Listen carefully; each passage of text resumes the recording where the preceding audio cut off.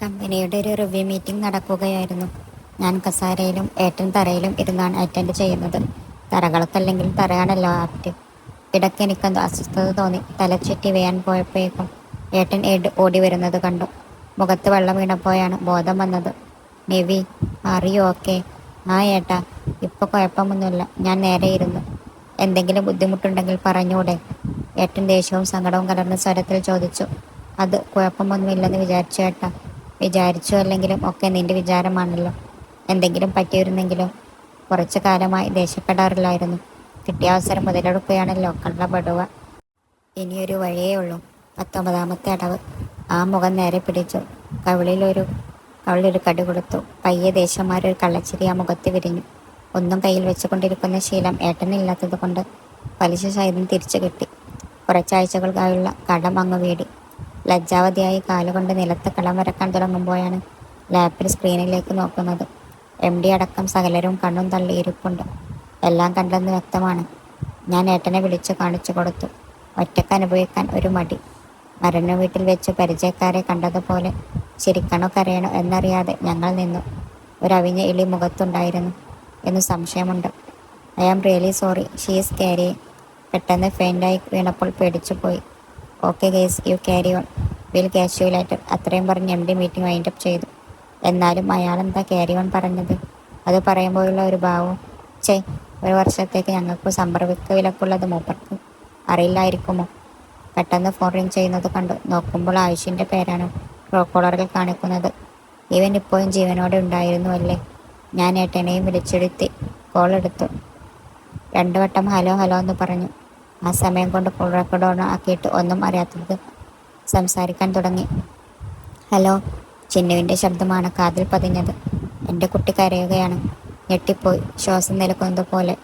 "കേട്ടല്ലോ, ഇവൾക്ക് കുഴപ്പം ഒന്നും കൂടാതെ കിട്ടണം എന്നുണ്ടെങ്കിൽ ഞാൻ പറയുന്ന ലൊക്കേഷനിൽ നീ എത്തണം. അതും അരമണിക്കൂറിനുള്ളിൽ. ഇത് നിന്റെ കിട്ടിയവനെയോ മറ്റാരെങ്കിലുമോ അറിയിക്കാനാണ് ശ്രമം എങ്കിൽ പിന്നെ നീ ഇവളെ ഇങ്ങനെ നല്ല രീതിക്ക് കാണില്ല." ഞാൻ ഏട്ടനെ നോക്കി. മുഖമൊക്കെ ദേഷ്യം കൊണ്ട് വലിഞ്ഞു മുറുകിയിരിക്കുകയാണ്. "ഞാൻ വരാം, ആരോടും പറയില്ല. ഏട്ടനോട് പ്രത്യേകിച്ചും പറയില്ല. ചിന്നുവിനെ ഒന്നും ചെയ്യരുത്." അവൻ മൂളിയത് കേട്ട് ഞാൻ ഫോൺ വെച്ചു. ഏട്ടനെ നോക്കി. "വാ." ആൾ എഴുന്നേറ്റ് കഴിഞ്ഞു. "എങ്ങോട്ട്?" "നീ എന്താ കളിക്കുകയാണോ?" "അവൻ പറഞ്ഞ സ്ഥലത്തേക്ക് പോകണ്ടേ?" "പോണം, പക്ഷെ നമ്മൾ 2 പേരും കൂടി ഒരുമിച്ച് പോയി അവൻ എന്തെങ്കിലും ചെയ്താൽ പിന്നെ നമ്മളെ രക്ഷിക്കാൻ ഡിങ്കൻ വരുമോ?" ഏട്ടൻ അന്തം വിട്ട് എന്നെ നോക്കുന്നു. ഞാൻ ആളെ അടുത്ത് പിടിച്ചിരുത്തി. "ഏട്ടാ, നമ്മൾ എടുത്തു ചാടി എന്തെങ്കിലും ചെയ്താൽ ശരിയാകില്ല." ഏട്ടൻ ACP ഫോൺ വിളിക്ക്, അയാൾ സഹായിക്കും." മുഖത്ത് സംശയമാണ്. അത് പറഞ്ഞ് മനസ്സിലാക്കാൻ തന്നെ കുറച്ച് സമയം ACPയെ കെട്ടാനും പാടുപെട്ടു. ഒരുവിധം കാര്യങ്ങൾ പ്ലാൻ ചെയ്ത് ഞങ്ങൾ ഇറങ്ങി. ഹരിമോനെ കയ്യിൽ കിട്ടിയപ്പോൾ ഭയങ്കര സന്തോഷം തോന്നി. പ്രഗ്നൻ്റ് ആയതിൽ പിന്നെ അവനെ ഒന്ന് തൊടാൻ പോലും സമ്മതിച്ചിട്ടില്ല ഏട്ടൻ. ഇപ്പോഴും താല്പര്യമുണ്ടായിട്ടല്ല, നിവൃത്തികേട് കൊണ്ടാണ്. ഏട്ടൻ പുറകെ ഉണ്ടായിരുന്നു. അവൻ പറഞ്ഞ സ്ഥലം എത്തി നോക്കുമ്പോൾ ട്രാക്കിംഗ് ഡിവൈഡുള്ള മാലയോ മോതിരമോ എന്തെങ്കിലും കയ്യിൽ കരുതേണ്ടതായിരുന്നു. ഇടയ്ക്ക് പലവട്ടം പോലീസ് ചെക്കിംഗ് ഉണ്ടായിരുന്നു. അവൻ ഇതിൻ്റെ ഇടയ്ക്ക് അവളെ അങ്ങനെ കടത്തിക്കൊണ്ടുപോയോ എന്തോ. ഒറ്റ നിലയിൽ പഴയൊരു വീടാണ്. നല്ല വൃത്തിയായി ഇട്ടിരിക്കുന്നു. അടുത്തെങ്ങും ആൾതാമസമില്ല. പഴയൊരു ഗോഡൗൺ നിറയെ ഗുണ്ടകളെയും പ്രതീക്ഷിച്ചതിന് ഞാൻ ചമ്മി. ഏട്ടനെ കൂട്ടി ഒപ്പം കൊണ്ടുവരാമായിരുന്നു. രണ്ടും കൽപ്പിച്ച് അകത്തേക്ക് കയറി. ഹാളിൽ തന്നെ ആയുഷ്മാൻ ഭവിഷ്ഠയായിരിക്കുന്നു. ഒറ്റ ചവിട്ടിന് താഴെയിട്ട് കുരങ്ങാവലിൽ പൊട്ടിക്കാൻ തോന്നി. പിന്നെ ചിന്നുവിനെ ഓർത്ത് ഞാൻ സ്വയം അടങ്ങി. "ചിന്നു എവിടെ?" എലിയുടെ കണ്ണ് ഇപ്പോഴും പത്തായത്തിൽ നെല്ലിൽ തന്നെയാണ്. "ചോദിച്ചത് കേട്ടില്ലേ എന്ന് തോന്നുന്നു. ചിന്നു എവിടെയെന്ന് അല്പം ശബ്ദം ഉയർത്തിയാണ് ചോദിച്ചത്." അവൾ എഴുന്നേറ്റുള്ള റൂമിൻ്റെ വാതിൽ തുറന്നു. ചിന്നു ഓടി വന്നെൻ്റെ നെഞ്ചിലേക്ക് ചാഞ്ഞു. "നീ എങ്ങനെയാ ചിന്നു ഇവിടെ?" "സാർ, സോറി പറയാനാണെന്ന് പറഞ്ഞു വന്നതാ ചേച്ചി." "എന്തോ സ്പ്രേ ചെയ്തു." "പിന്നെ ഞാനിവിടെയോ?" ഞാൻ അവളെ ആകെ മൊത്തം പരിശോധിച്ചു. ആയുഷ് എന്നൊരാളുടെ സാന്നിധ്യം ഞാൻ മറന്നേ പോയിരുന്നു. "നോക്കണ്ട, അവളെ ഞാനൊന്നും ചെയ്തിട്ടില്ല. എനിക്ക് വേണ്ടത് അവളെയല്ല, നിന്നെയാ." ആയുഷ് അടുത്തേക്ക് വന്നു. സിനിമയിലെ നായികയെപ്പോലെ പുറകിലേക്ക് പോകാൻ മനസ്സിന് പറയുന്നുണ്ടെങ്കിലും ബുദ്ധി അതനുസരിച്ചില്ല. അവൻ അടുത്തെത്തുന്നതിന് മുമ്പ് ഏട്ടനും ACPയും കയറി വന്നു. ആയുഷ് അമ്പരന്ന് നിൽക്കുന്ന സമയം കൊണ്ട് ഞങ്ങൾ അവരുടെ അടുത്തേക്ക് ഓടി. നോക്കി നിൽക്കെ ആയുഷിൻ്റെ അമ്പരപ്പ് ഭയത്തിനും ഭയനേക്കും വഴിമാറുന്നത് കണ്ടു. ഞങ്ങൾ വണ്ടറടിച്ചു. അവൻ്റെ കണ്ണുകളുടെ പുറകെ പോയി നിന്നത് ഒരു പെൺകുട്ടിയിലാണ്. 25 വയസ്സൊക്കെ കാണും. കാണാൻ നല്ല ഭംഗിയുണ്ട്. എൻ്റെ അനിയത്തിയാണ്, നർമ്മദ. ഇവരുടെ വിവാഹമാണ് അടുത്ത ആഴ്ച.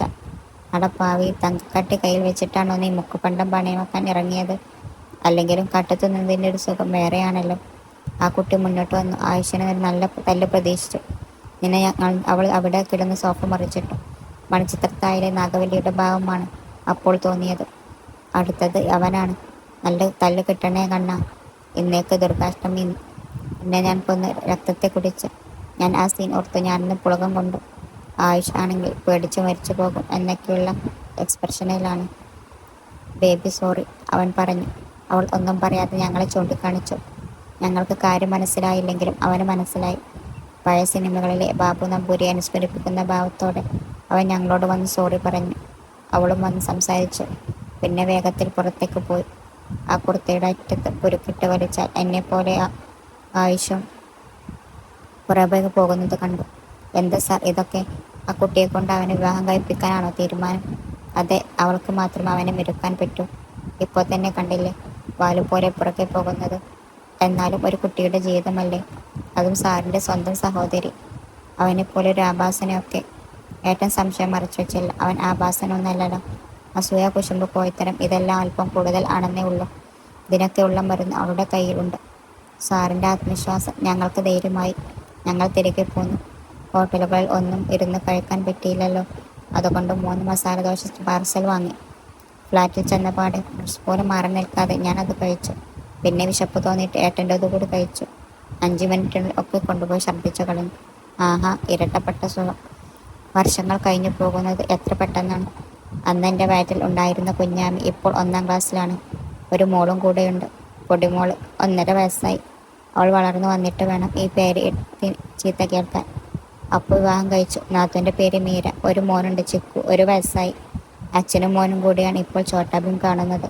ചിന്നവും കെച്ചവും കല്യാണം കഴിച്ചു. അവൾക്കും ഒരു മോനാണ്, അച്ചു. എൻ്റെ പൊടിയുടെ പ്രായം. അമ്മയ്ക്ക് ഈ വർഷം 3 പ്രസവം നോക്കി തിരിയാൻ പറ്റാതെയായിരുന്നു.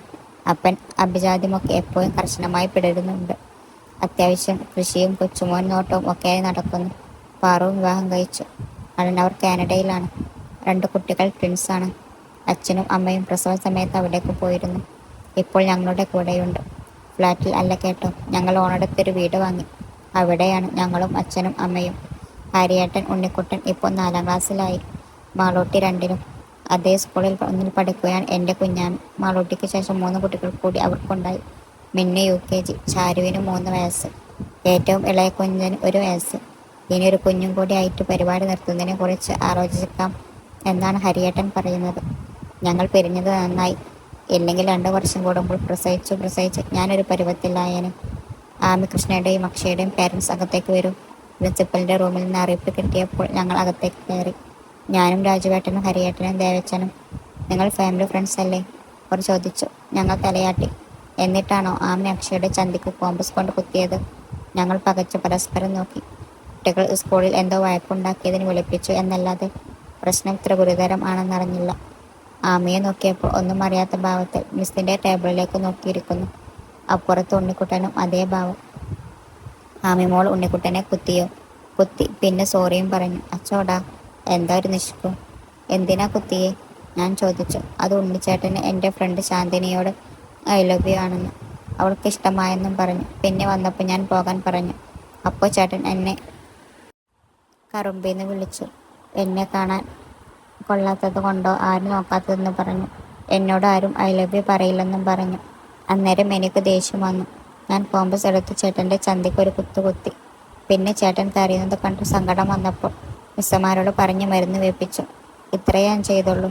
അച്ചോടാ, എത്രയും ചെയ്താൽ മതിയല്ലോ. അമ്മയുടെ പൊന്ന്, വീട്ടിലേക്ക് വാട്ടോ, അമ്മ നല്ല സമ്മാനം തരുന്നുണ്ട്.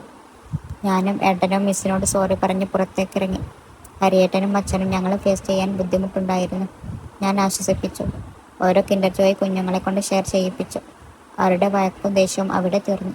ഇവരുടെ സ്ഥാനത്ത് മറ്റെന്തെങ്കിലും പാരൻസ് ആയിരുന്നെങ്കിൽ ഇതൊരു വലിയ വിഷയമായേനെ. കുഞ്ഞുങ്ങൾ പിന്നീട് കൂട്ടുകൂടും. ഇവരുടെ മുതിർന്നവരുടെ മനസ്സിൽ നിന്ന് കാര്യങ്ങൾ മായുകയുമില്ല. പോകാം, ഏട്ടൻ ചോദിച്ചു. ഞാൻ തലയാട്ടി. ഞങ്ങൾ യാത്ര പറഞ്ഞിറങ്ങി. പണ്ട് ഞാനും രാജുവേട്ടനും സ്കൂളിൽ വെച്ച് ഇതുപോലെ അടിയുണ്ടാക്കിയത് വെറുതെ ആലോചിച്ചു. ചരിത്രം ആവർത്തിക്കുകയാണല്ലേ. എൻ്റെ മനസ്സറിഞ്ഞ പോലെ ഏട്ടൻ ചോദിച്ചു. ഞാൻ ആ തോളിലേക്ക് ചാഞ്ഞു. കുഞ്ഞാമ്മയുടെ കുഞ്ഞിക്കണ്ണുകൾ മൂടിവെച്ച് ഒരു നിമിഷം ഞങ്ങൾ ഞങ്ങളുടെ മാത്രമായ ഒരു ലോകത്തേക്ക് ചേക്കേറി.